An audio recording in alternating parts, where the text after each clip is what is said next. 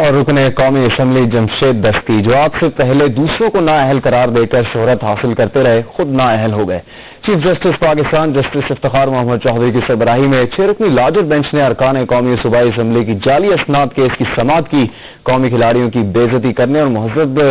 مذہب کے نام پر خواتین کے تحفظ کے بل کی مخالفت، رکن قومی اسمبلی اور کھیل کی قائمہ کمیٹی کے چیئرمین جمشید دستی کی میٹرک سے لے کر ایم اے تک تمام دینی اسناد سپریم کورٹ میں جعلی ثابت ہو گئی ہیں۔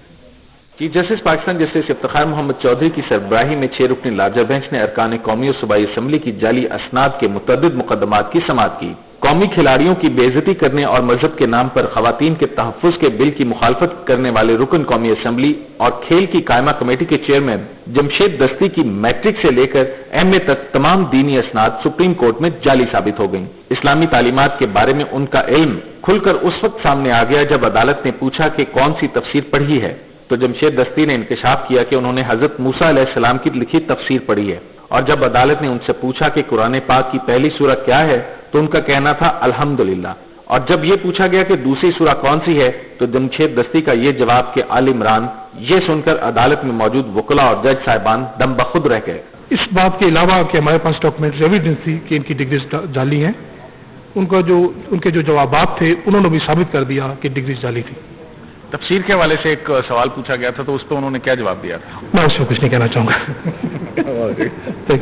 قائمہ کمیٹی برائے کھیل کے چیئرمین جمشید دستی نے عدالت میں یہ گل بھی کھلائے کہ جس ڈگری کی بنیاد پر انہوں نے قومی اسمبلی کا الیکشن لڑا اس میں پڑھائے جانے والے مضامین کا انہیں علم ہی نہیں تھا۔ جس پر جسٹس خلیل رمدے نے ان سے پوچھا کہ 4 دونی کتنے ہوتے ہیں تو انہوں نے ہلکی سی آواز میں جواب دیا جو کسی کو سنائی نہیں دیا، جس پر عدالت نے انہیں موقع دیا کہ وہ خود اپنے بارے فیصلہ کریں۔ بصورت دیگر اگر عدالت نے فیصلہ دیا تو ان کے خلاف مقدمات بھی درج ہوں گے، جس کے بعد انہوں نے قومی اسمبلی میں اپنا استعفیٰ جمع کرایا اور ان کے وکیل نے اس کی نقل عدالت میں داخل کی، اور عدالت نے اپنے فیصلے میں قرار دیا کہ جعل سازی کے ذریعے آئینی عہدہ حاصل کرنے والا شخص کیسے قانون سازی کر سکتا ہے۔ جو فیصلہ ماشاءاللہ عدالت عظمیٰ کی طرف سے آیا جو قبول ہے،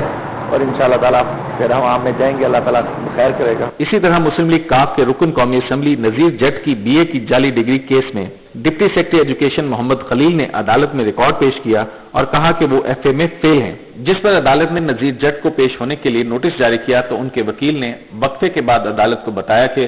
نذیر جٹ نے قومی اسمبلی سے استعفیٰ دے دیا ہے۔ تھوڑی بحث ہوئی تو اس کے بعد اطلاع آئی کہ جو نذیر احمد جٹ صاحب نے وہ استعفیٰ دے دیا ہے۔ مظفر گڑھ ہی سے پیپلز پارٹی کے رکن پنجاب اسمبلی اللہ وسایہ کی جعلی ڈگری کیس میں ڈپٹی کنٹرولر امتحانات جاوید رانا نے عدالت کو بتایا کہ بھاولپور یونیورسٹی نے ان کی بی اے کی ڈگری اس بنیاد پر منسوخ کر دی تھی کہ ان کے میٹرک اور ایف اے کے تعلیمی سرٹیفکیٹس جعلی تھے۔ عدالت نے سیکرٹری پنجاب اسمبلی اور ڈی سی او کے ذریعے نوٹس جاری کرتے ہوئے انہیں 30 مارچ کو طلب کر لیا ہے۔ جعلی ڈگری کیس ہی میں مسلم لیگ کاف کے رکن صوبائی اسمبلی محمد اجمل گزشتہ روز کی سماعت کے بعد اسمبلی سے مستعفی ہو چکے ہیں۔ کیمرامین شبیر احمد اور ناصر آغا کے ساتھ عبدالقیوم صدیقی، جیو نیوز، اسلام آباد۔